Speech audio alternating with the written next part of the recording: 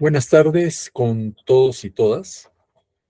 El día de hoy vamos a abordar la segunda clase de este módulo sobre ética, gestión pública y delitos de corrupción. En esta segunda clase vamos a abordar el tema de la relación entre la ética, la corrupción y la función pública. Para antes de empezar con la clase, vamos a recordar un poco lo que el día anterior, en la clase anterior, tratamos con ustedes como proceso de aprendizaje. Lo primero fue tratar de fijar conceptos básicos sobre la ética, lo bueno y lo malo. Esto de la ética, lo bueno, lo malo, tiene que ver pues necesariamente con la capacidad de el ser humano de poder definir qué es lo bueno y qué es lo malo. Y la ética tiene que ver con un poco personal, individual, de esa reflexión entre lo bueno y lo malo, ¿no? En cambio, la moral tiene que ver más con la reflexión colectiva, los comportamientos socialmente aceptados como buenos o como malos. Y lo que va a ayudar a elaborar los principios éticos y los criterios para definir lo bueno y lo malo, sea en forma ética o en el colectivo como moral, van a ser los valores. Y entonces estudiamos también que era como el estudio de los valores, y creo que lo más importante estaba en torno a la capacidad de discernir cómo el ser humano, a diferencia de otros seres vivos, tiene esa libertad que no la tienen otros seres vivos tan identificada como nosotros, y que nos permite pues elegir, porque la capacidad de discernir tiene que ver con cómo somos capaces de elegir entre aquello que nos puede hacer bien y aquello que nos puede hacer. Esa capacidad de discernimiento y elegir nos va a llevar como conclusión a la capacidad de decidir. Y el decidir siempre va a ser, el proceso de elección y de decisión siempre va a implicar dejar algo, ¿no? Y ello significa asumir la responsabilidad de nuestras decisiones. Siempre que decidamos, que tener en cuenta la responsabilidad y las consecuencias de la decisión. Y a esto lo llamamos conciencia, y ahí recordamos la figura de Pepe Grillo, ¿no? Como la conciencia, ese sentimiento de molestia, de malestar, de preocupación sobre lo que estamos haciendo. Eso es la conciencia. Y, y en el de Pinocho es elaborada como Pepe Grillo, un grillo que es el que va a estar zumba y zumba en los momentos oscuros de nuestra vida, ¿no? Dicho esto, entonces vamos a pasar a trabajar ya esta segunda clase que tiene que ver con la ética, la corrupción y la función pública. Para ello vamos a desarrollar la corrupción, los antecedentes y el concepto que vamos a utilizar en esta clase, los aspectos históricos, cuál ha sido la cronología en el Perú respecto a, a cómo ha evolucionado la corrupción durante tantos años en el Inca, el virreinato, la colonia, la república, el siglo XIX, el siglo XX y el siglo XXI.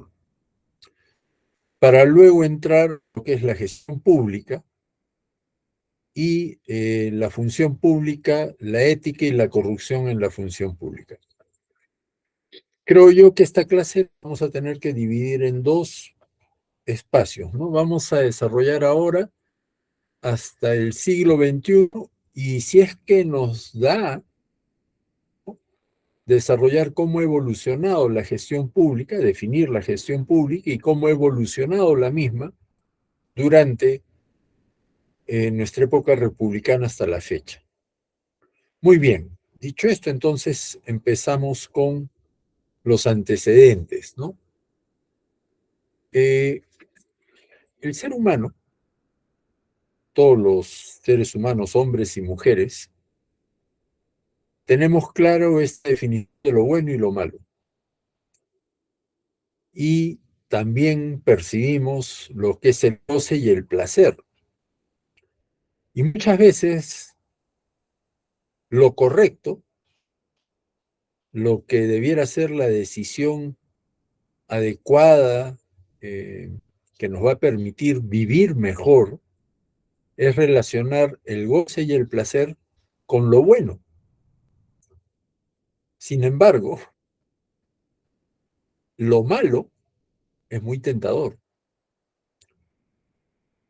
Y más aún va a ser más tentador si es que lo malo también nos da gozo y placer. Entonces, no necesariamente el placer y el van a ser siempre buenos. En los casos, vamos a identificar placer y goce en cosas que no necesariamente son buenas o hacen el bien, y en consecuencia generan daño. De allí que el poder, el poder es eh, tiene una raíz histórica en términos de cómo aparece el poder en la vida de los seres humanos. Las primeras expresiones humanas en la tierra, los grupos tribales, nómades, tuvieron que establecer algunos mecanismos de poder. Y esos mecanismos de poder se construyeron presumiblemente porque no hay una historia escrita de esa época al respecto, porque no había escritura, pero sí se ha logrado identificar algunas formas de poder que fueron apareciendo para poder organizar la convivencia social. Y una primera forma de poder fue el poder del más fuerte. Y en consecuencia, quien se erigía como el jefe, el patriarca, el líder del colectivo social, de esa tribu, de esas primeras formas de convivencia social, ejercía más fuerza. Y era necesario que la ejerciese porque vivían en una situación de sobrevivencia inhóspita, con muchos animales salvajes. La Tierra estaba todavía en proceso evolutivo también, y en consecuencia el más fuerte era el que iba a tomar las decisiones e imponerlas por la fuerza. Y progresivamente el poder ha ido cambiando, ¿no? En algún momento, en esta etapa evolutiva, el poder pasó del más fuerte quizás al más hábil, el que construyó las primeras herramientas, el que construyó las flechas, las más básicas, o a la inteligencia, el que descubrió la rueda, o el que descubrió el fuego, o el que descubrió los minerales y que con los minerales, al momento de fundirlos de manera muy primaria, lograba darle moldes distintos, o el que trabajaba el barro. Es decir, el poder siempre ha ido variando, pero esto lleva a pensar entonces que el ser humano aspira al poder. El poder es innato en el hombre y en la mujer. El hombre y la mujer quieren tener poder, y quieren tener poder porque les gusta el poder, y les gusta el poder porque el poder da goce y placer. Pero entonces hay que descubrir que ese goce y placer que da el poder debe ser utilizado para lo bueno. y no utilizar el poder para lo malo. Y ahí es donde empiezan los problemas del uso del poder y el abuso del poder. Entonces, cuando el ser humano va construyendo estas formas de delegación del poder, que como dije al inicio fueron formas muy primigenias, del más fuerte, el más inteligente, el más hábil, el que tenía mayores propiedades, etcétera. En cierto momento, también en la historia, como el poder genera goce y placer, el poder también se hace como un vicio y no se convierte solo en algo bueno, sino también en algo dañino, malo, eh, pernicioso. Porque en la medida que uno tiene poder, puede hacer abuso del poder para seguir manteniendo el poder, porque da goce y placer. En esas discusiones y fórmulas, el abuso de poder va a traer también beneficios. Y entonces el poderoso puede tener el mejor plato de comida, eh, puede tener algunas personas que le sirvan, que sean sus principales ayudantes, la servidumbre, ¿no? La esclavitud son consecuencia del ejercicio de poder y del abuso de poder. Eh, Era Aristóteles, si no me equivoco, el que decía de que entre los hombres existían dos tipos de hombres, ¿no? Los que nacieron para ejercer poder y los que nacieron para ser esclavos, para servir. Esa es una definición muy básica, porque el poder en sí permite ejercer también beneficios, pero cuando esos beneficios se convierten en beneficios excesivos, lo que se está haciendo es abusar del poder. Pero el poder también trae otras dos fórmulas de su ejercicio: la responsabilidad y las consecuencias del ejercicio del poder. Si el ejercicio del poder es utilizado para el beneficio de todos, las consecuencias van a ser buenas para todos. Pero si el beneficio del ejercicio es utilizado para lograr solo placer y goce del que ejerce el poder, eso va a traer consecuencias malas.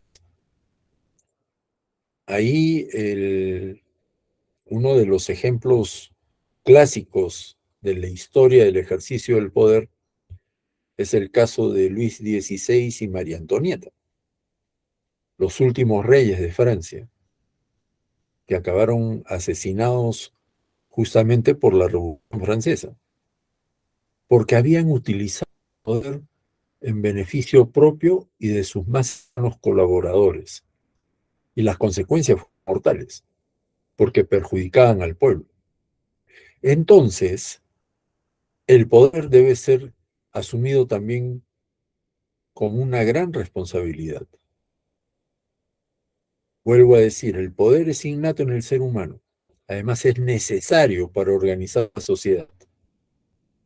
Pero ese poder no puede ser abuso en beneficio y goce y placer de unos pocos o del poderoso, sino debiera ser utilizado para el beneficio, goce y placer de todos los representados o de todos los gobernados. Entonces, el ejercicio de poder asume una gran responsabilidad también. Y hay que asumir las consecuencias del mal uso del poder. Es decir, el caso que señalaba de la Revolución Francesa, las consecuencias fueron la muerte. Pero pueden haber consecuencias intermedias, ¿no? Como el de la cárcel, como el caso de la persecución, el secuestro, la judicialización de los actos de corrupción,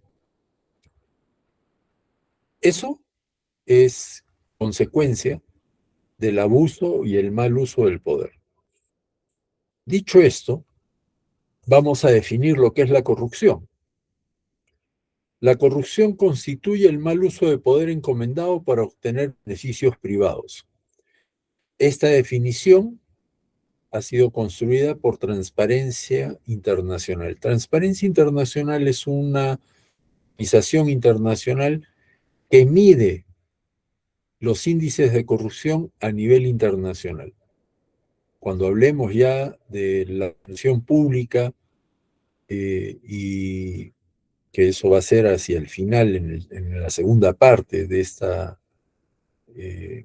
este capítulo de la clase, digamos, vamos a ver algunas estadísticas elaboradas por Transparencia que nos permiten definir cuáles son los elementos y los indicadores para definir los grados de corrupción en los países, ¿no?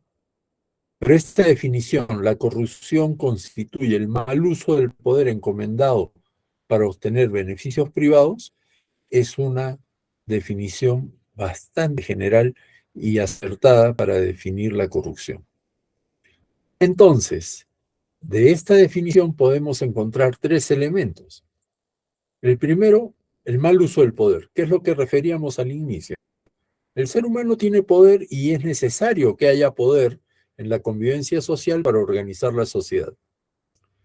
Ese poder proviene del pueblo, del colectivo en el cual el que tiene el poder ejerce el poder porque el resto de sus conciudadanos, de sus vecinos, de sus electores, le han dado un poder.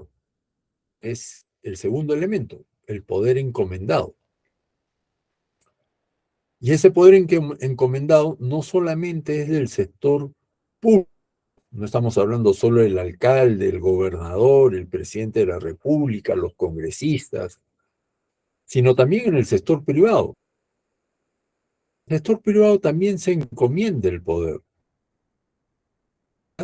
En estructuras jerárquicas y quien está más arriba en la jerarquía ejerce un poder. Y de ahí que también el sector privado tenga que ver con los actos de corrupción, porque pueden haber mal uso del poder encomendado. Y el tercer elemento tiene que ver con el beneficio privado. Es decir, cuando uno ejerce el poder, cuando uno recibe el poder encomendado por los conciudadanos o por el dueño de la empresa o por los socios de la empresa o por los trabajadores de la empresa en el caso de los sindicatos, tiene que establecer límites para que ese ejercicio del poder no sea en beneficio privado, es decir, beneficio personal o beneficio de su familia o de sus amigos, porque el mal uso del poder para lograr esos beneficios va a ser corrupción. El líder sindical que aprovecha su cargo para lograr beneficios para él y su familia es acto de corrupción. El gerente de la empresa que utiliza su cargo para lograr beneficios personales o beneficios a su familia y a sus amigos, como contratar a sus amigos en la empresa, o llevar el vehículo de la empresa para recoger a sus hijos del colegio o de la universidad, o usar su cargo gerencial para tener un amorío con la secretaria, es corrupción. Es decir, estoy dando ejemplos del sector privado. Pero si lo trasladamos al sector público, también se van a presentar estos beneficios privados, pues. el presidente de la República, que en el ejercicio de su poder pretende beneficiar a una empresa o a una persona con las decisiones que toma en el ejercicio del poder, es un acto de corrupción. O que llama a un funcionario de menor rango para darle que contraten a su familia o a sus amigos, o cuando recibe una coima para beneficiar a una empresa. Y ahí los diversos grados de responsabilidad en la función pública van diluyéndose hacia abajo. Si el presidente de la República lo hace, los ministros lo van a hacer, los directores de cada ministerio lo van a hacer, los gobernadores regionales o presidentes regionales lo van a hacer, los consejeros, los gerentes regionales, y de ahí los gobiernos locales, alcaldes, los regidores, los gerentes en las municipalidades, hasta el más bajo nivel de la función pública. Porque se aprende de arriba y se va distribuyendo hacia abajo. Una de las cosas que hemos visto en los últimos años es lo que yo me atrevo a llamar la democratización, entre comillas, de la corrupción. Antes los corruptos estaban arriba y eran los más poderosos, pero ahora la corrupción se ha diluido hacia abajo y hay excepciones, pero en la mayoría del sector público, el trabajador de menor rango no sabe qué es cobrar una coima, ¿no? Hasta el portero puede pedir un vaso o una botella de gaseosa para dejarte pasar. Y eso va a ser corrupción. Y no solo es corrupto el servidor público, sino también la persona de la sociedad civil que paga la coima o que da una prebenda o que da un regalo, porque está entrando en el ciclo de la corrupción. Dicho esto, podemos ver también que Amundsen en 1999 y después otros autores como Greif y Kaufman, Rose y Ackerman y Siakundi definieron la corrupción como el abuso de poder público en beneficio privado. La limitación de esta definición es que no incorpora al sector privado como agente de corrupción, que sí lo hace en el caso de Transparencia Internacional, con una definición más abierta, ¿no? Corrupción es el mal uso del poder encomendado para obtener beneficios privados. Y el poder encomendado puede estar en el sector público o en el sector privado. En el caso de esta definición, es una definición más estricta para la función pública, para la corrupción en los casos de servidores y funcionarios públicos, de quienes ejercen un servicio público, ¿no? La Defensoría del Pueblo ha también tratado de establecer algunos enfoques sobre el tema de corrupción en la función pública, ¿no? Es el mal uso del poder y de los bienes públicos. Es decir, ya no es solo el uso del poder, sino en el uso y la administración y la custodia de los bienes públicos, con la finalidad de obtener una ventaja indebida. Y una ventaja indebida no es solo que esté prohibida por la ley, sino que aún no estando prohibida, pueda significar una ventaja que no le toca a las demás personas, ¿no? Es decir, pasar primero en la cola. Llega el funcionario público y, digamos, un presidente regional ¿Qué motivo va a saltarse la cola? ¿Porque es presidente regional? Es una ventaja indebida. No tiene ese carácter y entonces se convierte en un abuso de poder.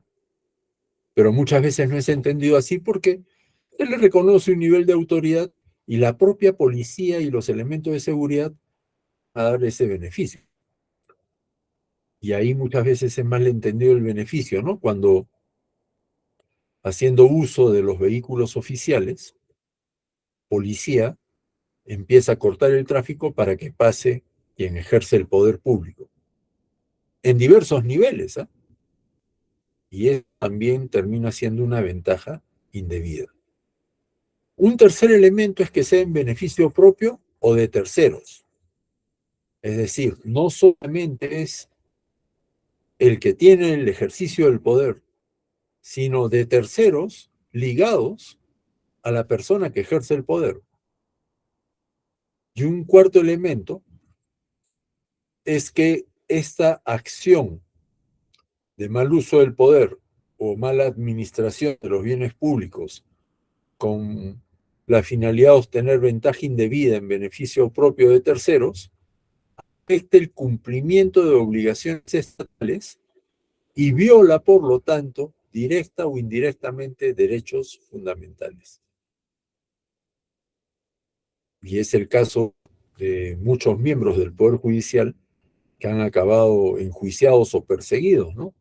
Más concretamente los hermanitos Inostroza y Ríos, ¿no? Y otros personajes del Ministerio Público y del Poder Judicial, ¿no? Que se denominaban los hermanitos y que arreglaban las cosas en conversaciones telefónicas en las cuales se trataban de hermanitos. ¿Y por qué digo es más claro? Porque ahí la obligación estatal del juez o del fiscal es administrar justicia y no aprovecharse del cargo para beneficiar a alguna persona o perjudicar a una persona. Porque al beneficiar a alguien, está perjudicando los derechos de otra persona que está en litigio. Entonces, no es solo el acto de beneficiar, sino también el acto de perjudicar, con intención o indirectamente, los derechos de las personas. Por lo tanto, la Defensoría señala que la corrupción es uno de los mecanismos más eficaces de vulneración de derechos fundamentales. De cada acto de corrupción existe la negación a miles de personas del acceso a una serie de servicios esenciales que constituyen los derechos fundamentales. Es evidente el tema, en la pandemia hemos podido ver el tema de la salud pública, cómo se ha ido aprovechando de la pandemia para beneficiar a algunas empresas en la compra de mascarillas, por ejemplo, o cómo el oxígeno se convirtió en un negocio cuando era una necesidad. Y las empresas privadas entraron en este negociado. O el caso de los seguros de salud, los altos costos y la direccionalidad sobre cierta compra de medicamentos en las propias farmacias de las mismas empresas de seguros perjudican los derechos de las personas. Y cuanto más pobre sea la persona, viva con mayores carencias, más perjudicada va a salir los actos de corrupción. Entonces yo creo que es importante entender de que la corrupción no solo es un acto de mal uso de poder o de la administración de bienes públicos, sino que también tiene que ver con la negación y la violación de derechos de las personas. Y esto hay que tenerlo muy preciso e identificado, porque cuando yo cobro una coima para beneficiar a una persona, estoy quitándole el derecho a otro que no paga la coima. Y esos son los más pobres. Y estoy poniendo el caso de la coima, pero podría ser el atender a alguien porque entrega un regalo o porque es pariente. Ya ni siquiera porque hay un regalo de por medio, una prebenda, una coima, sino sencillamente porque es mi amigo de promoción del colegio. Y por lo tanto lo voy a atender y al momento de atenderlo con ese privilegio, por ser amigo, lo que estoy es quitándole el derecho a alguien que no es mi amigo. Eso en la función pública ya es un acto de corrupción. Y entonces, un profesor de la Universidad de Harvard, Robert Klitgar, definió la corrupción con una fórmula. La corrupción es igual al monopolio más la discrecionalidad menos la rendición de cuentas. En la fórmula original, la rendición de cuentas es conocida como la accountability, que es aplicable tanto al sector público como al sector privado. Y la palabra accountability es un poco más amplia que la sola rendición de cuentas. Pero dejémoslo en rendición de cuentas para tratar de explicar la fórmula de en qué consiste la corrupción. La corrupción prospera donde alguien cuenta con el poder del monopolio de un bien o un servicio. Es decir, tiene la capacidad de decidir sobre bienes y servicios en forma exclusiva. Y tiene la discrecionalidad, es decir, la capacidad de decidir cuánto sostienen los ciudadanos sobre ese bien o servicio. Y además, la transparencia de sus actos es débil, no se refleja, se informa cómo lo hace. Eso es el concepto o digamos la fórmula de la corrupción. Cuanto hay monopolio y más discrecionalidad y menos rendición de cuentas, corrupción.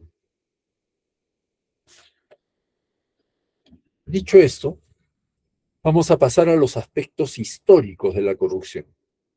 Hay un libro de Alfonso Quirós denominado Historia de la corrupción en el Perú.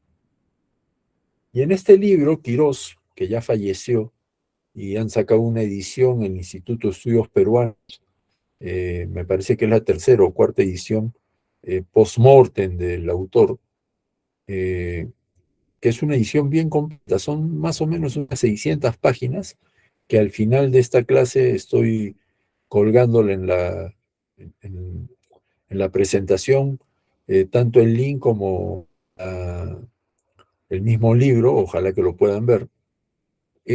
Señala de que en el Perú los ciclos de la corrupción se han dado como ciclos de alta y muy alta corrupción pública a lo largo de la historia del Perú. Lamentablemente no se registran periodos de baja o escasa corrupción. Es decir, desde que el Perú es el Perú, e incluso desde antes, en la época colonial, podemos tener una historia registrada de manera histórica, no se han podido percibir ciclos de baja o escasa corrupción. Ello entonces nos lleva a aseverar que el Perú ha oscilado entre periodos de corrupción inercial, moderada, y frecuentes periodos de alta o muy alta corrupción pública. ¿Y a qué se refiere con corrupción inercial? Es decir, nos acostumbramos a la corrupción y hemos vivido a lo largo de muchos años en esa situación de acostumbrarse y verlo como algo normal. Y en algunos momentos de la historia, esa normalidad corrupta ha tenido periodos de alta o de muy alta corrupción pública. Desde el virreinato, pasando por la República hasta nuestros días, se han constatado patrones más o menos comunes respecto a los factores que favorecieron las prácticas venales en cargos públicos. Es decir, prácticas que debieron ser sancionadas, ¿no? Eh, Sin embargo, y creo que es justo mencionar a otro autor, Rafael Dumet, en un libro que se llama El espía del Inca, que es una historia novelada, pero muy bien eh, sustentada en crónicas de la época incaica, que fueron escritas por españoles, los cronistas españoles, teniendo en cuenta que en el incanato no tenemos evidencia eh, tangible de escritura, porque si hubiese, tendríamos una posibilidad mucho más de aseverar que tenemos historia escrita y elaborada por los propios incas. Pero eso no existe. Y en consecuencia, lo que hizo Rafael Dumet para escribir esta novela es recoger de las crónicas algunas historias sobre cómo era el comportamiento de los incas, sobre todo al final del periodo incaico. Es justo la guerra que tiene Hualpa con Huáscar, una guerra por el poder. Y hay que tener en cuenta esto, ¿no? Que el poder está atrás siempre, ¿no? En conclusión, se habla de un poder mal ejercido. Entonces, no podemos negar de que el dicho de que el poder corrompe tiene un fuerte fundamento también, ¿no? Pero ¿a qué me refería con Dumet? En esta novela histórica, novelada, ¿no? Una historia novelada, hace referencia pues a una serie de prácticas de corrupción, ¿no? Narra a partir de lo que los quipus iban detallando. Y podríamos decir que los quipus eran una especie de escritura también, pues tiene cierto nivel de fundamento. Pero cómo los quipus van detallando algunas prácticas exclusivas y, digamos, siguientes al resto de la sociedad por parte del Inca, ¿no? El Inca no se dirigía eh, al pueblo con la palabra. El Inca no quería de que el pueblo lo viera a los ojos, ni que le dijeran directamente la palabra. Y para eso usaba intermediarios, que eran sus ojos, oídos y escucha del Inca, ¿no? Estos intermediarios son los que sí le podían hablar al Inca al oído y contarle qué era lo que estaba pasando. Pero el trato directo con el Inca no se podía dar. Y, por ejemplo, las vivencias sexuales del Inca también tienen que ver con estas prácticas, entre comillas, corruptas, ¿no? Cómo podía escoger la mujer que a él le diera la gana, o cómo podía distribuir los alimentos de acuerdo no solo a lo que eh, en justicia correspondía, sino que también aprovechaba del poder que tenía el Inca para distribuir alimentos a quien más le convenía. Es decir, en la época del incanato también podemos descubrir estas figuras del poder monopólico absoluto, el abuso de este poder y las consecuencias en el grupo social como una práctica de beneficio privado, ¿no? Bien, pero volvamos a la historia de la corrupción de Quirós.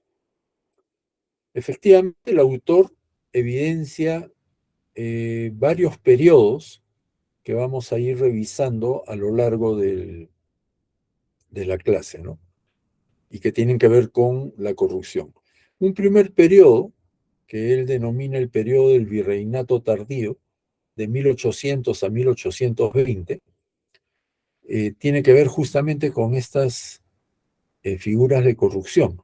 No significa que antes no las hubieran, ¿eh? Hay una historia que revela el caso de Túpac Amaru como parte de la logia masónica. Y la logia masónica es la que hay evidencia escrita en algunos textos del Inca de la Vega, de cómo Túpac Amaru fue captado por los españoles y llevado a estudiar a España para ligarlo a los grupos masónicos y convertirlo en masón. Y si ustedes revisan la firma de Túpac Amaru, hay evidencia de signos masónicos en su firma. Y esto tiene que ver con el surgimiento de la revolución de Túpac Amaru, porque Túpac Amaru no es necesariamente quien encabeza una revolución para beneficio del pueblo indígena, sino que fue eh, sugestivamente captado por los criollos que tenían privilegios durante la segunda, eh, la segunda parte del siglo XVIII, es decir, entre 1750 a 1800, es captado por los grupos de poder, porque él también era parte del grupo de poder, ¿no? Él era un cacique, y en la medida que era un cacique y tenía a su cargo un territorio y un grupo de indios a su servicio que tenían que darle los beneficios al poder del virrey, es captado para que no se pierdan esos beneficios. Y así es como empieza la revolución, pero la revolución va tomando un cuerpo distinto al, al objetivo inicial y empieza a hacer una movilización de los indígenas contra los españoles y contra los criollos poderosos. Y ahí es que Túpac Amaru tiene que tomar la decisión de continuar la revolución, que llevó como consecuencia la muerte de él y de su esposa, ¿no? Y de otra cantidad de personas que apoyaban la revolución. Miren cómo los actos de corrupción van a traer consecuencias, ¿no? Esto fue el inicio de una revolución, pero es que la revolución surgió tan alegremente porque los indígenas se pusieron de acuerdo y dijeron, ya ahora queremos tener el poder, sino que va sumando los actos de corrupción, del abuso del poder en beneficio de unos pocos, van a traer como consecuencia el hartazgo y las revoluciones violentas. Y esto no solo pasó en el Perú, sino ha pasado en todas las demás formas de representación política a lo largo de la historia, ¿no? En la época del virreinato tardío es cuando empiezan a surgir las protestas contra el, el gobierno del rey, ¿no? Recuerden que acá había un virrey, pero era un virrey que tenía una gran distancia con el rey, porque habían meses de navegación desde España hasta las costas peruanas o hasta las costas sudamericanas. Entonces, la comunicación no era fluida. Y durante esos periodos, sobre todo hacia el final del virreinato, la crisis en España era muy profunda. Habían pocos recursos, había poco dinero, y entonces las exigencias de la corona para que manden más oro hacia la zona de España, de la sede del rey, cada vez eran mayores. Tiene que ver con abuso de poder también nuevamente.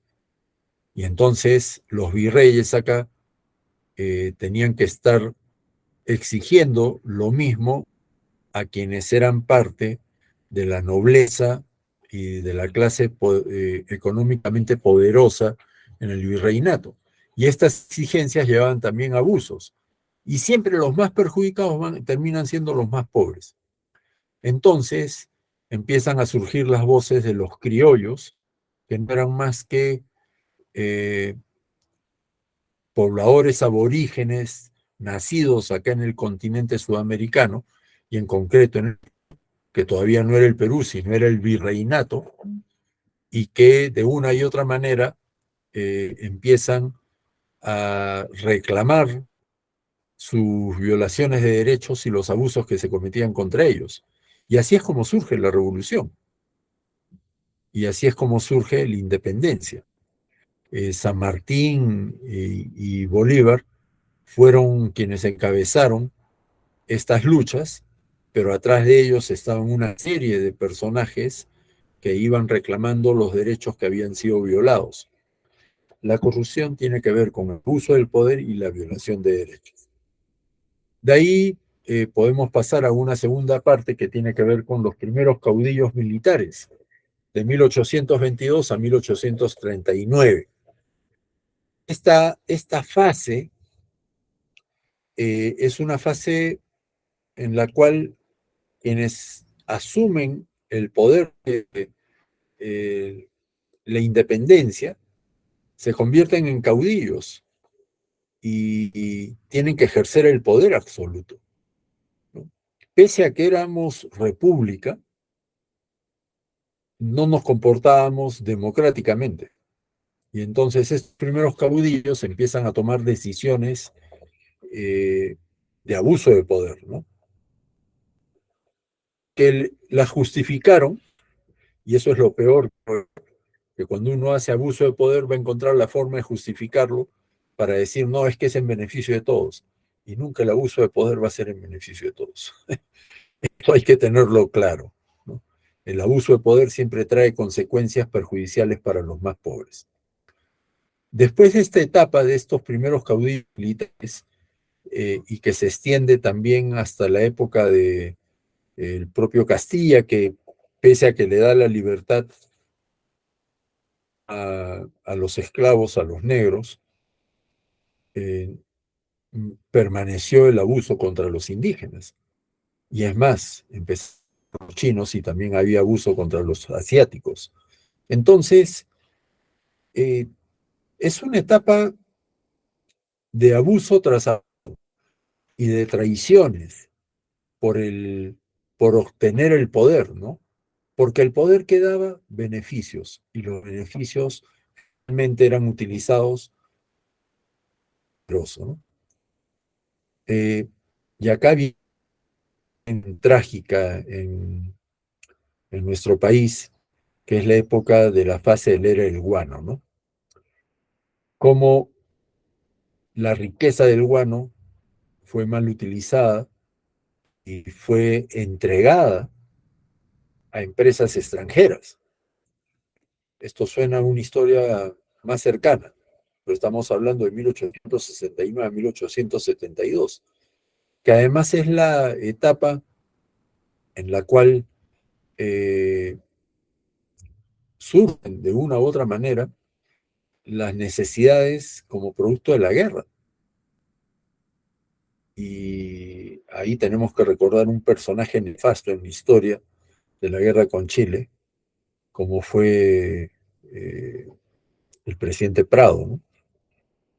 Que engañó a medio mundo, recogió cantidades de joyas, oro, plata de las familias pudientes en el Perú, con el argumento de vender esas riquezas y el dinero proveniente de esas ventas sirviera para comprar armamento para poder ganar la guerra.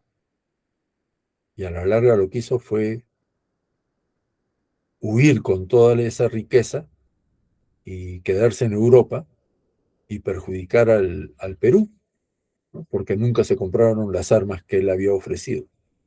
Esto es un acto eh, inefable de traición y de corrupción, porque se de una situación extrema para poder establecer un beneficio personal teniendo el poder, ¿no? Después vamos a tener el militarismo que surge de la posguerra del Pacífico. Surgieron varios líderes militares que quisieron tomar el poder, lo tomaron efectivamente, y que duró hasta inicios de 1900, ¿no? Y ahí hay como una especie de adormecimiento a lo que llama Quirós esta etapa de, no es que bajó la corrupción, sino que nos acostumbramos a la misma, ¿no? Y esta etapa de acostumbrarse trae como consecuencia la aparición de gobiernos de larga duración, el más evidente es el oncenio de Leguía, eh, pero que no representaron pues la obtención de beneficios para toda la población, sino beneficios para unos pocos, y más beneficios para quienes eran parientes del poderoso. Después de eso, ya es que surgen una serie de dictaduras militares hasta llegar a la etapa de la dictadura de Velasco y Morales Bermúdez. Hemos tenido algunos momentos democráticos, el caso de Bustamante y Rivero a mediados del siglo pasado, o el primer Velasco, el primer gobierno de Belaúnde al inicio del gobierno de Velasco, ¿no? Que Velasco es el que da el golpe militar contra Belaúnde, pero han sido como golpes esporádicos, democracias de elección popular, lo que generalmente ha tenido el país durante el siglo pasado, la mayoría de veces han sido dictaduras. Y las dictaduras ya de por sí favorecen la corrupción, ¿no? Entre 1968 a 1980 fue los 12 años de la Junta Militar de Gobierno, primero con Velasco y después con Morales Bermúdez, hasta la recuperación de la democracia en 1990, ya Fujimori, con un cambio de mentalidad que dura hasta el año 2000, y ahí lo que se denominó la primavera democrática, ¿no? Entonces, en estos procesos vamos a encontrar algunas características eh, bien marcadas, ¿no?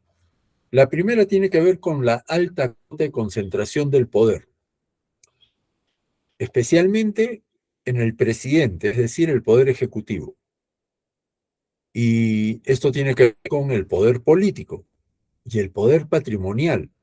Recuerden que nuestro país, al ser una república unitaria y centralista, el poder político recae en el presidente de la República, porque así lo establece nuestro modelo republicano. Y el poder patrimonial también, porque quien maneja los recursos del Estado peruano es el poder ejecutivo, en consecuencia el presidente de la República y el ministro de Economía. Esta alta cuota de concentración va a favorecer los actos de corrupción. Una segunda característica es nulo o casi escaso sistema de control entre poderes del Estado.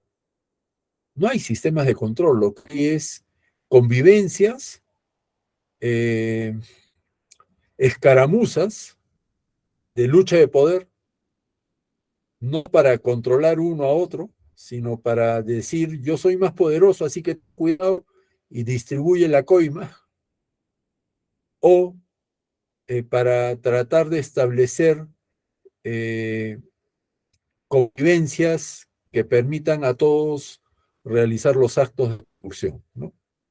Esto es lo que hemos vivido, estas características las vamos a encontrar a lo largo de toda la historia republicana.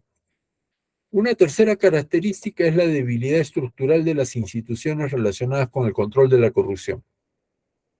Un poder judicial corrupto, un poder judicial que, claro, hay algunas excepciones, hay algunos jueces honestos, pero en general el poder judicial, pues ya hablemos del Ejecutivo, que es quien concentra el poder, pero los otros dos poderes, que es el judicial y el Congreso, tienen como evidencia un poder judicial corrupto, moroso, ¿no? No es célere, no hace las cosas rápido. Es decir, justicia que tarda no es justicia. Juicios que pueden demorar, pues, años, es evidencia de corrupción. O que gane el juicio el que más plata tiene. Y los más pobres acaban en la cárcel. Es decir, estos gestos o estas características del funcionamiento del Poder Judicial traen consecuencias, ¿no? O el caso del Congreso de la República, ¿no? Que también pretende ejercer poderes que son a veces absurdos, ¿no? La creación de de provincias con fines netamente electorales y de prebenda política, ¿no? Es decir, yo soy de la localidad tal y como vengo de este pueblo, ese pueblo lo voy a hacer distrito. Sí, pues, así funcionó el país. Y así se han dividido y se han creado departamentos que tienen divisiones entre sí, o se han creado distritos que no respetan los límites, porque en el Congreso, el congresista ofreció y creó una fórmula para poder ganar votos en su elección. De ahí que muchas veces los congresistas hayan sido reelectos justamente por estos actos más de populismo que de real ejercicio legislativo, ¿no? Y en el caso del Poder Judicial, que no es solo el tema del Poder Judicial como poder, sino de la justicia en su conjunto, como sistema, eh, tenemos el caso del poder de del tribunal militar, ¿no? El fuero militar, la justicia militar, que también ha funcionado como un mecanismo de corrupción para tratar de salvar de la justicia común a aquellos miembros de la Fuerza Armada o de la Policía Nacional, ¿no? Y se ven pues casos evidentes de robos que no han podido ser sancionados por el sistema judicial del Poder Judicial, sino que han sido llevados a las cortes militares, donde las sanciones han sido pues de mínima imposición punitiva y que no han significado una lucha evidente contra la corrupción. Y podríamos hablar también del arbitraje o de la justicia electoral, es decir, la justicia en el país, la justicia reconocida como mecanismo constitucional, muchas veces ha caído en manos de la corrupción, ¿no? Y por último, otra característica es que hay un alto flujo de dinero, es decir, un flujo económico que va a ser de disposición del gobierno, concretamente del Poder Ejecutivo, ¿no? Y me olvidaba, perdón, en el anterior me olvidaba de otra institución que también demuestra una debilidad estructural seria, ¿no? Que es la propia Contraloría de la República, que no ha sabido ejercer sus funciones de manera adecuada. Solo como para poner en evidencia el tema, es que hemos tenido desde el año 90, 1990, en que entra, perdón, de 1980, en que recuperamos la democracia y ya existía la Contraloría, tenía otro nombre en ese momento, que era el órgano de control, y después en el 93, con la nueva constitución, ya se le otorga un poder autónomo a la Contraloría General de la República, pero toda la etapa democrática, después del Velascato, a partir de 1980 hasta la fecha, han pasado pues como jefes del órgano de control eh, o de la Contraloría General de la República, más de una decena de funcionarios y ninguno de ellos está preso, pero ninguno de ellos, por sus acciones, preso algunos de los que ejercían el poder. Dijeron, hablaron, ¿no? Gritaron, pero en la práctica no hicieron lo que su función les exigía, que era perseguir al corrupto. Y la corrupción ha continuado y ha crecido, ¿no? Entonces, la debilidad estructural también alcanza a la Contraloría General de la República y actualmente a la propia Defensoría del Pueblo, parte de estos sistemas de control de la corrupción, ¿no? Que la Defensoría del Pueblo en los últimos 10 años también ha sufrido un deterioro evidente, que es consecuencia de estas prácticas de corrupción y de este avasallamiento por parte del poder como un mecanismo de corrupción, ¿no? El tema del flujo económico de disponibilidad gubernamental, ¿no? Cuando se privatizan las empresas públicas, flujo de caja del Estado, concretamente en el Poder Ejecutivo, aumenta de una manera sorprendente. Antes habíamos tenido poco poder económico de disponibilidad gubernamental. Y en el primer gobierno de Alan García, por ejemplo, aliviar ese poco poder económico, lo que hizo fue la maquinita, que fue peor. Fue un tema de corrupción también, pero fue peor. O se hizo el dólar MUC, que era un dólar con un precio diferente al dólar de la calle, pero que permitía que muchos funcionarios del primer gobierno aprista pudieran crear empresas para poder tener dólar MUC que adquirían con precio MUC, que era mucho más barato, y lo vendían con precio de la calle, que era más alto. Así se enriquecieron, haciendo abuso del poder que tenían. Es decir, el flujo económico tiene que ver también con la corrupción, ¿no? El flujo económico en disposición de quien ejerce el poder gubernamental. Entonces, volvemos a la fórmula. Quien ejerce el poder gubernamental de manera monopólica, es decir, que puede tomar decisiones discrecionales de quién puede utilizar un bien o un servicio, y si sus actos no son suficientemente transparentes y rinden cuenta, y no hay acceso a información y no hay participación de la ciudadanía en el proceso, es evidente que va a surgir la corrupción. Y que esta fórmula sea tan bien reconocida para encontrar las raíces de la corrupción en nuestro país, ¿no? Bien, hay comportamientos comunes que podemos también reconocer a lo largo de la historia, ¿no? Esto también aparece del libro de Quirós, ¿no? El patronazgo y el cacicazgo. El patronazgo y el cacicazgo es aquella situación en la que una alta autoridad mental, que es un tema heredado, ¿ah? El cacicazgo viene del virreinato, pero que en la República se ha heredado como práctica en la administración pública. Es aquella situación en la que una alta autoridad de gobierno traslada al ámbito de la administración pública un séquito de familiares. Es decir, llamo a mi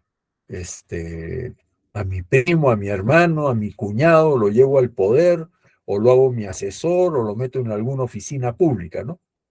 Y los convierte en empleados de confianza, también a sus amigos cercanos, con el propósito no solo de mantener formas de dominio político sobre el poder que ejerce, es decir, necesito gente de mi confianza, ¿no?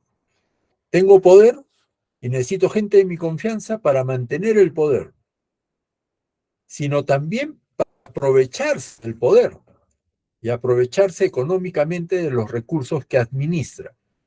Es decir, es más fácil que me apropie de bienes públicos si es que quien está ejerciendo el poder pone en los puestos de decisión a aquellas personas que son de su entera confianza, como familiares, empleados de confianza y amigos. Y esto tiene que ver con la función pública, ya lo vamos a explicar más adelante. Esta forma de entender el cargo público como reducto de aprovechamiento personal permitió rápidamente que en determinadas ocasiones, en contextos de guerra o de conflicto, recordemos la guerra con Chile, o el conflicto armado, en el caso del terrorismo. En estas dos circunstancias expresamente se ha podido identificar graves actos de corrupción, ¿no? Y entonces se considera que el cargo público también es un objeto de venta, es decir, es un objeto de comercio. Y ahí es donde las coimas para obtener un cargo público. Es lo que vemos actualmente, por ejemplo, en el Congreso. Justo el día de hoy, en el Congreso han estado discutiendo el caso de la congresista Cordero, que es una de las comesueldos del Congreso. Y lo que ella ha dicho en la Comisión de Ética es de que esta es una práctica, que es una costumbre en el Congreso. Y por lo tanto ella no tiene culpa, porque como es una costumbre, tiene que ver con el derecho consuetudinario. Es decir, ha buscado justificar su acto doloso de, de aprovecharse de un trabajador y quitarle parte de su sueldo, diciendo que en el Congreso ya se hacía desde hace mucho tiempo. Esto es, pues, patronazgo y cacicazgo.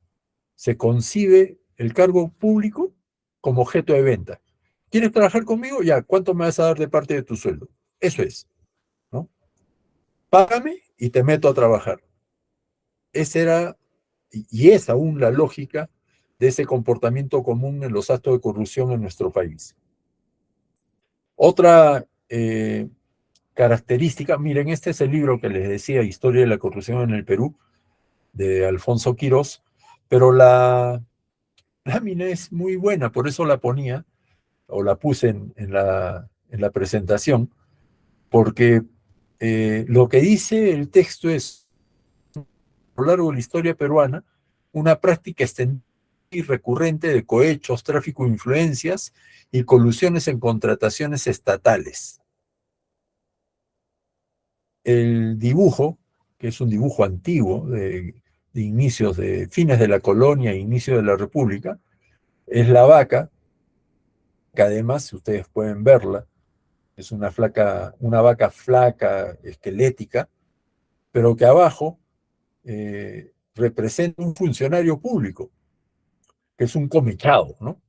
Es la típica figura del comechado, en la cual está exprimiendo a la vaca, que es el Estado, de toda la leche que pueda tener, que ya no tiene, pues porque está flaca, pero le está quitando todo lo que pueda tener, pero lo has echado. Y utiliza el servidor para que jale a la vaca y no se vaya y que pueda mantenerse en el poder, ¿no? Este dibujo fue presentado contra el presidente Rufino Echenique. Es una caricatura de crítica popular porque él era involucrado en un escándalo de deuda externa, ¿no? Es decir, había que seguir enriqueciéndose pese a que ya no teníamos dinero, ¿no? Bueno, y esta es una historia parecida, hablando del gobierno de Echenique desde el siglo XVIII, XIX, perdón, siglo XIX, o fines del siglo XVIII, y recientemente en la historia podríamos también verlo en la época del primer gobierno de Alan García, es decir, donde muchos miembros del Partido Aprista ingresaron a puestos de gobierno y el propio gobierno utilizó la maquinita como parte de la generación de una deuda que nos llevó a, a una situación económica muy seria, ¿no? Como país. Bien, entonces, ¿qué vamos a entender como gestión pública? La gestión pública va a ser el conjunto de acciones y procesos dirigidos específicamente a llevar a cabo la administración de recursos de organizaciones o instituciones o entidades públicas. Esto nos pone pues en evidencia esta situación de cómo es que funciona la gestión pública, ¿no? Pero acá yo creo que es importante tener en cuenta algo, ¿no? La gestión pública aparece, vamos a tratar de dejar en dos grandes grupos la gestión pública, ¿no? Una primera que tiene que ver con la gestión pública tradicional. Esa gestión pública tradicional tiene ciertas características que vamos a proceder a explicar. Hay una excesiva burocracia, es inflexible, es centralizada, no tiene una estructura meritocrática, es decir, la estructura es no meritocrática. No es que yo logro entrar a la carrera pública por mérito propio y además dentro de la carrera pública mi sistema de ascenso no es por mis méritos, sino es por mi cercanía al poder. La excesiva burocracia, que es una de las primeras características, tiene que ver con el origen de la gestión pública y eso nos remite a Max Weber.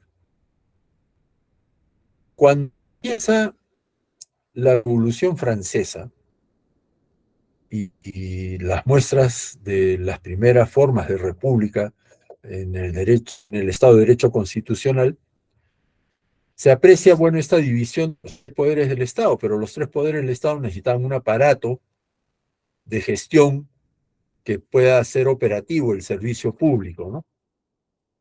Eso empezó a funcionar hasta que Max Weber dijo, oye, esto no puede seguir así tan desordenado, hay que crear una burocracia. Y la burocracia era, que después se ha distorsionado, era el servidor público que trabajaba en el buró, en su oficina, para atender al ciudadano y que supuestamente tenía que atenderlo para servir al ciudadano en beneficio del ciudadano. Pero ¿qué pasó? Se empezó a distorsionar la función pública y entonces empezaron a aparecer reglamentos, normas, leyes, decretos, ¿no?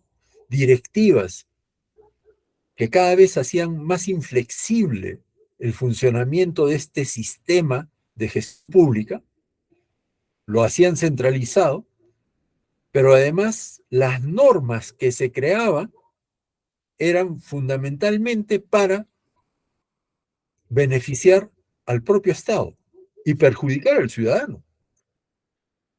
De ahí es que aparezca, pues, esa vieja práctica que todavía existe muchas veces en el Perú, de que voy a la oficina y para poder avanzar mi documento tiene que ir sello por sello, por sello, por sello y pasar de una ventanilla a la otra y a la siguiente. Hasta antes de la pandemia, como un caso que puedo comentar porque es personal, yo tenía que pagar impuestos de mi carro en la Municipalidad del Cusco. Y no había un servicio virtual. Había que ir a la propia oficina en Pampa del Castillo, frente a todas las charronerías, para hacer personalmente el trámite. O sea, ni siquiera es que iba alguien que yo podía mandar un tramitador. No, no, era el propietario del vehículo tenía que ir con todos sus documentos para hacer el trámite. Pero además el trámite implicaba desde la file, que en realidad no era una compra, sino que le daban a uno un documento que tenía que ir a sacar varias copias para armar un folder que tenía que comprar en esa oficina y ahí meter los documentos. Y una vez hecho eso, tenía que devolver el documento original que le habían prestado para poder sacar las copias y una ventanilla, que era la primera ventanilla, te sellaban como que ya estaba validado tu expediente. Y con ese tenía la siguiente ventanilla para que identifiquen el vehículo. Y de ahí pasar a la siguiente para ver cuánto era lo que era el impuesto. Y de ahí pasar a otra oficina para que señales dónde vives en un plano. Y tenías que dibujar un plano para que pueda llegar la notificación de que el sistema de administración tributaria de la Municipalidad del Cusco te notifique en el caso de que tuvieras deudas. Es decir, era ventanilla tras ventanilla tras ventanilla. Te perdía toda una mañana, incluido el almuerzo y quizás hasta la tarde, para poder hacer todo este trámite. Y en todos los papeles tenía que firmarlo. Y eso podía ser virtual, pero no. Era burocracia pura y una excesiva burocracia. Inflexible, ¿no? Porque ni siquiera es de que ya conseguí la documentación, la llevo en un folder amarillo que tenía en mi casa. No, no, no. Tiene que ser en el folder azul que la municipalidad da y donde le voy a poner el sello. Y tiene usted que sacar la copia. Pero acá tengo ya los documentos. Tiene que sacar las copias de este que le voy a dar. Burocracia pura. Es una lástima, pero así funciona el Estado. Y estoy poniendo como ejemplo el caso personal que viví en el año 2018 o inicios del 2019, pero esto no creo que haya cambiado mucho. Entonces, hay un nivel de tara en la administración, ¿no? Porque el servidor público está acostumbrado a estar sentado en su escritorio, en su sillón, y tener su sello con el cual tiene poder para ejercer el poder desde su escritorio, ¿no? Y está en todos los niveles de la administración. Es lo lamentable de estas características de la gestión pública, pues, ¿no? Entonces, parte de este sistema de centralización lleva a que se reproduzca lo que ocurre en Lima en niveles más altos y se traslade en idéntica forma a niveles de menor jerarquía en la administración. Y entonces, acá en Cusco nos quejamos del centralismo limeño. Le aseguro que Quillabamba o provincias altas se quejan del centralismo cusqueño. Y también le aseguro que quien vive en Quiñota se queja del centralismo de Chumbivilca Santo Tomás, porque somos un país que ha copiado esta burocracia centralista, ¿no? La estructura no meritocrática tiene que ver con quién entra a trabajar. El problema que vamos a enfrentar en los próximos meses, por ejemplo, tiene que ver con la gestión de riesgos y desastres. Y la gestión de riesgos y desastres nos lleva a, a reconocer, es otro ejemplo, a reconocer una estructura que en el papel está muy bien planteada, que es el SINAGER, el Sistema Nacional de Gestión, Evaluación de Riesgos de Desastres. Y frente al fenómeno del Niño, cada municipalidad debiera tener, o cada nivel de gobierno debe tener una oficina que pertenezca al CENEPRED, ¿no? Que es la oficina que va a evaluar los riesgos, va a llenar las fichas en caso de desastres, va a elaborar los planes para prevenir la inundación en la cuenca o la caída de una ladera. Es decir, hay todo un sistema que debiera permitir que eso funcione. Pero ¿qué ocurre? Que como tenemos una estructura dentro del aparato estatal que es no meritocrática, y además el acceso a la carrera pública es familiar, amical, porque es del partido, o ya no existen partidos, lamentablemente también, pero es de la organización política que llegó al poder, lo que va a traer como consecuencia es que cambia la autoridad y cambian los funcionarios. Y entonces el funcionario que entró en la gestión anterior y que aprendió a hacer toda esta documentación, termina saliendo y entra un nuevo funcionario, y recordemos que estamos a un año de gestión, vamos a un año de gestión, de nuevas gestiones en el aparato público, que lo que va a traer lamentablemente es que los que han entrado no saben qué es lo que hay que hacer, recién están aprendiendo.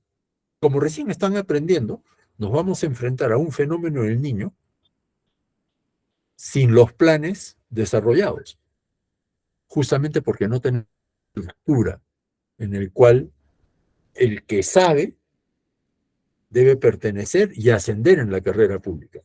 No, lo que tenemos es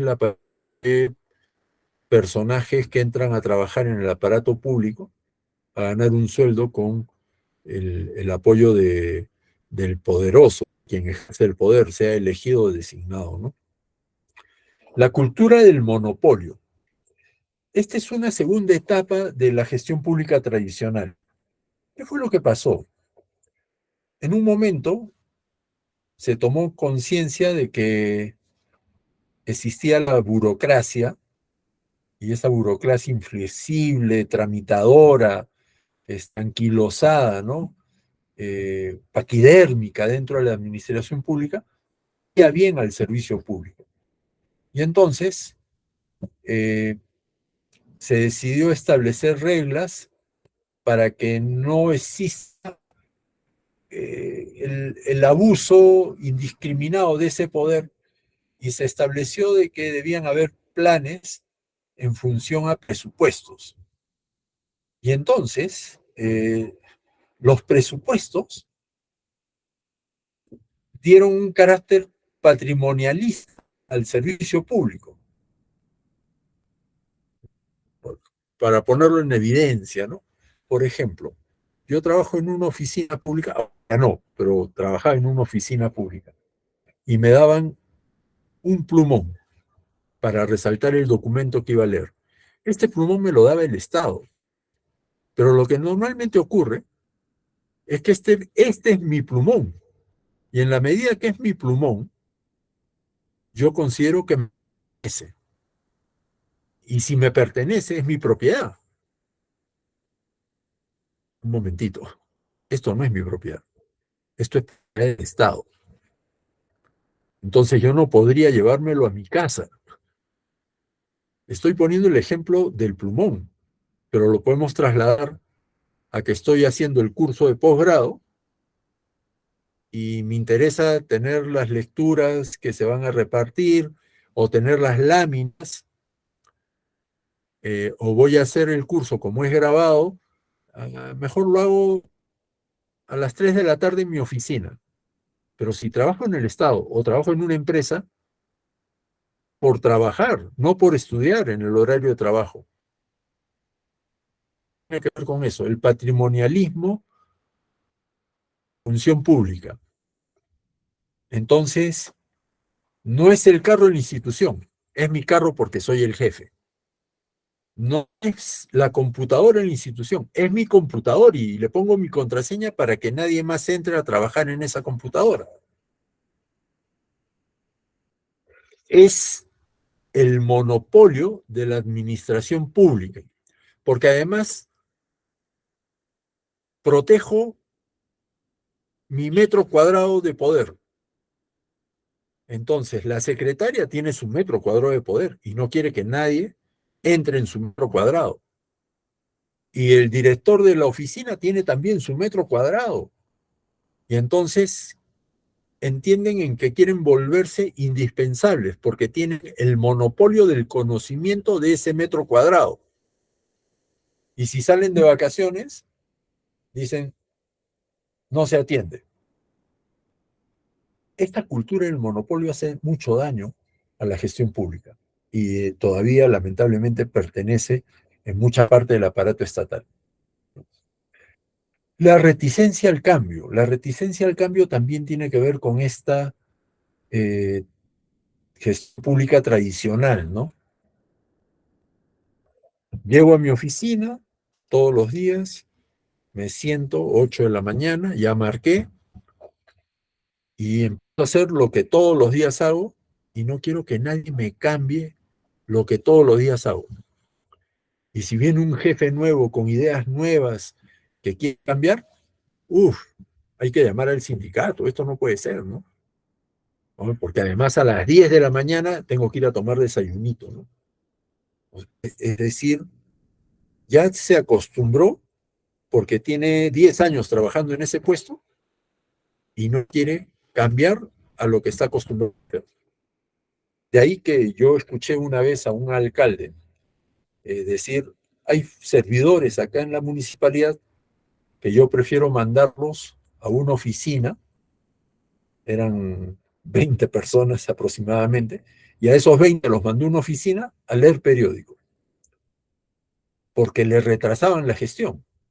Prefiero tenerlos leyendo periódico que sentados en una oficina donde me retrasan la gestión. Yo estoy queriendo cambiar la gestión, pero estos personajes no me dejan cambiar porque no quieren cambiar las cosas. Entonces, prefiero mandarlos a una oficina a que lean periódicos y yo poder hacer los cambios.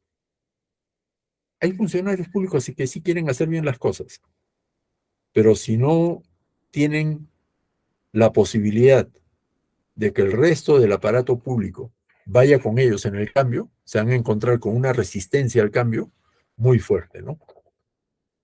El control rígido. Sí, pues, o sea, el cumplimiento de horarios como una observación plena, ¿no? Yo creo que esto es una mala práctica dentro de la administración pública. Claro, pues yo llego, marco, y a la hora de salida estoy paradito ahí al costado del reloj para marcar y para irme, ¿no? ¿Por qué? Porque hay un control rígido. Y en realidad no debiera medirse en la función pública por el horario exclusivamente, porque lo que ahí no se controla es necesariamente la mejor producción o el mejor servicio. Lo que se controla es el cumplimiento de un horario, y eso es una gestión pública tradicional, ¿no? Y creo yo que estamos llegando al final de esta clase. En la siguiente clase continuaremos para desarrollar estas diferencias entre gestión pública tradicional y lo que es una nueva gestión pública. Nos vemos en la tercera clase. Hasta luego con todos y todas.